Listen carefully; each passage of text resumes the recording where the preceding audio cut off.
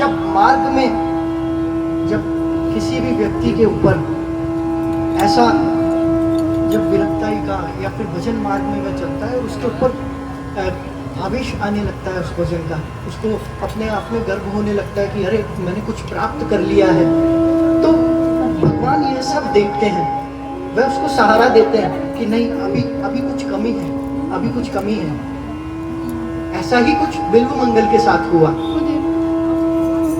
बिल्व मंगल एक समय एक नगर में प्रवेश करे कि वहां नदी पर किसी स्त्री को उन्होंने स्नान करते हुए देखा।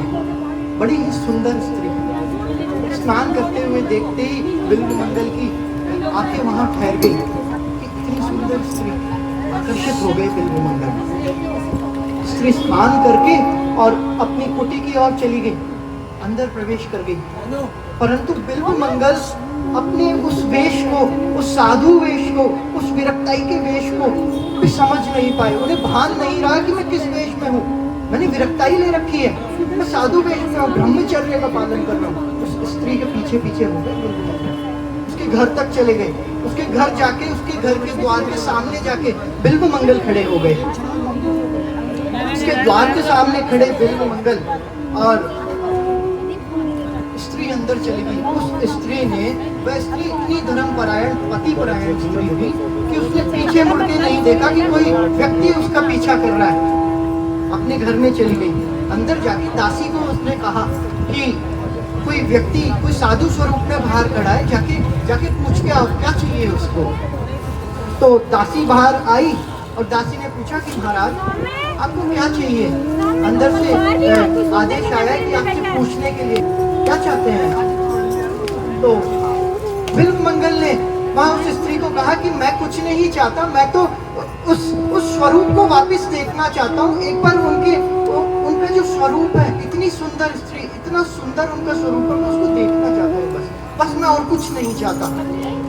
उस दासी ने अंदर जाके स्त्री को कहा कि साधु तो ऐसे बोल रहे हैं, वे आपको देखना चाहते हैं। तो वह एकदम से घबराई कि यह कैसा साधु है, एक स्त्री को देखना चाहता है, उसका मुख देखना चाहता है, ये विरक्त साधु है, क्या देखना चाहता है। मेरा पति अभी घर पे नहीं है, पति गया हुआ है, मैं कैसे किसी के सामने चली जाऊं। अतः मैं तो नहीं जाऊंगी। मैं जाने को राजी ही नहीं हुई। शाम हुई, बिल्व मंगल वहीं खड़े उसके द्वार के बाहर, ये प्रतीक्षा में कि वह बाहर आएगी और मैं दर्शन करूंगा। पति अंदर आए, पति शाम को वापिस आए और पति ने देखा तो पूछा पत्नी से अंदर जाके कि अरे सुबह से कोई साधु बाहर खड़ा है, तुमने जाके पूछा भी नहीं उसे क्या चाहिए। साधु खड़ा है, कम से कम साधु सेवा करो, हम ब्राह्मण हैं, तुमने साधु सेवा नहीं कही वहां जाके। तो पत्नी ने पति को कहा कि वह मेरे से ऐसी सेवा मांग रहे हैं जो मैं उनको दे नहीं सकती। वह चाहते हैं कि वह मेरा मुख देखें, मुझे देखना चाहते हैं। अब बताइए मैं कैसे चली जाऊं उसके सामने।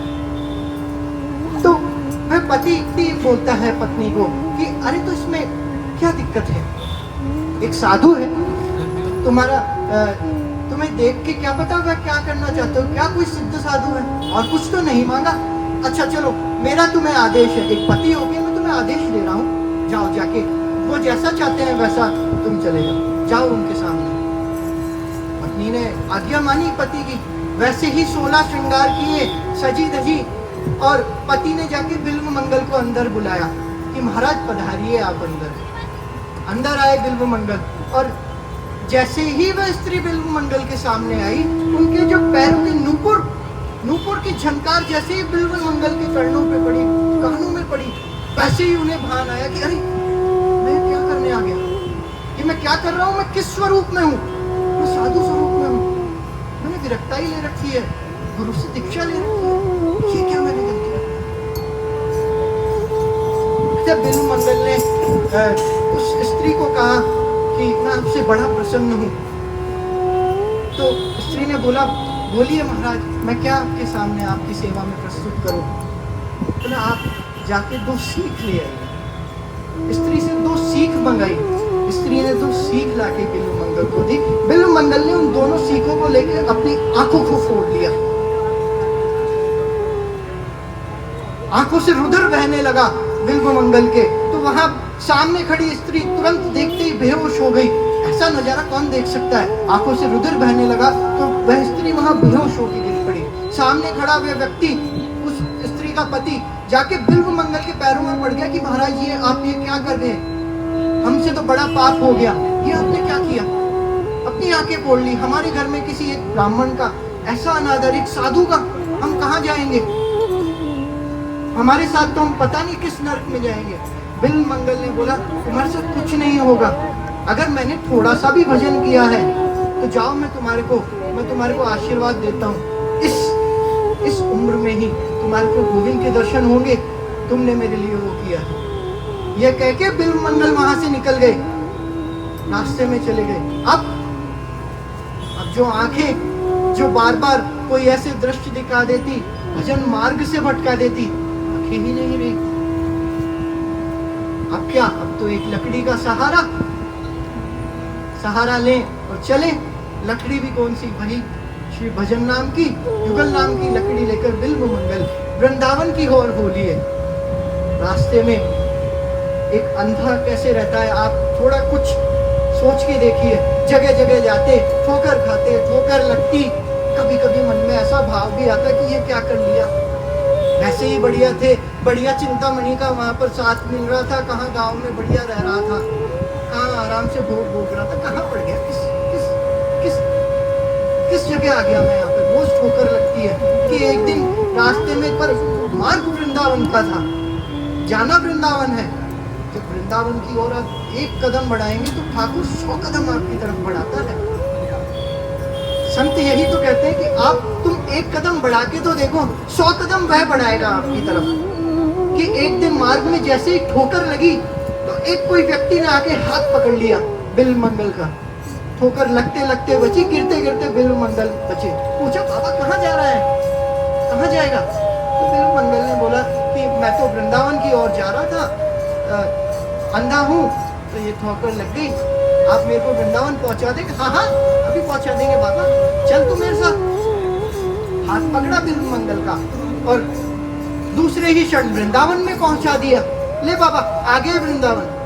बिल्व मंगल के मन में भजन तो था ही, गुरु दीक्षा तो ली थी ही, एकदम से धड़का हुआ, किसने हाथ पकड़ लिया।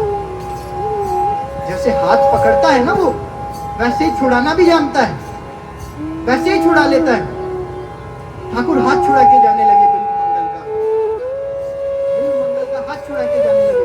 पर अंधे की पकड़ बहुत कस के होती है। अंधे की पकड़ आप कभी भी देखेंगे ना, जल्दी से छोड़ता नहीं है।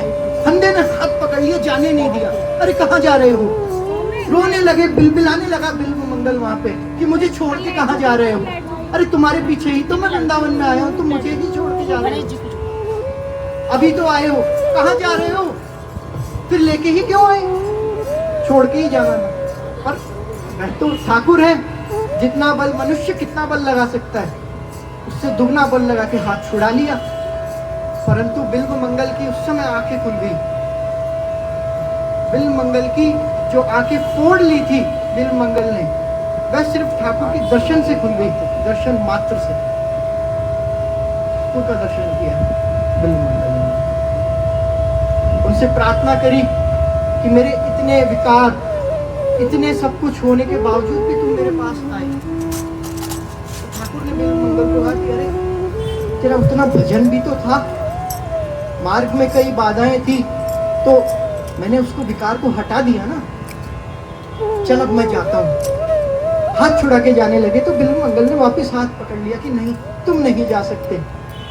तो ठाकुर ने उसको कहा, अपने बिल्व मंगल को जिसको अपना बना लिया, उससे कहा कि चल ठीक है, तेरा समय अभी है, कुछ शेष है, तू भजन कर, मैं रोज तेरे पास आया करूंगा। बिल्व मंगल वहां वृंदावन में रह के दर्शन करने लगे, भजन करने लगे रोज। ऐसा ही कुछ समय बीता तो बिल्व मंगल का जब समय आया तो बिल्व मंगल ने, प्रभु उसके सामने आए तो बिल्व मंगल ने उस समय सिर्फ एक व्यक्ति को याद किया। पूछे प्रभु ने क्या चाहता है, बता, हो गया तेरा समय जाने का, हो गया तेरा भजन। बिल्व मंगल ने उस समय भी चिंतामणि को याद किया कि प्रभु मैं एक बार उससे मिलना चाहता हूँ। चिंतामणि जहां भी दूसरी जगह भजन कर रही थी उसके सामने आ गई, उसके उसके सामने चिंतामणि आई, प्रभु वहां से चले गए। चिंतामणि सामने आई तो गुरु स्वरूप मान के चिंतामणि को बिल्व मंगल ने साष्टांग उसके दंडवत किया कि आज तुम ही हो, तुम जिस भी वृत्ति में थी, पर आज तुम्हारी ही वजह से मैं इस मार्ग में लग पाया कि मुझे तो प्रभु की प्राप्ति हुई है। अच्छा, तुम्हारे को प्रभु की प्राप्ति हुई, ये लो प्रसाद ग्रहण करो। बिल्व मंगल ने उसको दिया, प्रसाद लाए हो मेरे लिए। तो तुम जो कर रहे थे वो मैं भी तो कर रही थी, वही मार्ग में मैं भी चली थी। अगर प्रसाद देना ही होगा तो प्रभु स्वयं आके मेरे सामने प्रकट होकर प्रसाद देंगे, तुमको ही क्यों। प्रभु वही सुन रहे थे बात, तुरंत उसके सामने उसके प्रकट हो गए चिंतामणि के, और चिंतामणि को भी प्रसाद ग्रहण कराया, उसको दर्शन दिए। तो ऐसा सूत्र है बिल्व मंगल का कि लगन लगी तो ऐसी लगी जैसे चकोरे को लगी चंगा की। हमारे गुरु जी यही तो कहते हैं कि लगन लगा दे तो ऐसी लगा, ऐसी लगन बिल्व मंगल को लगी। यह है भक्त मार्ग बिल्व मंगल का एक छोटा सा सूत्र।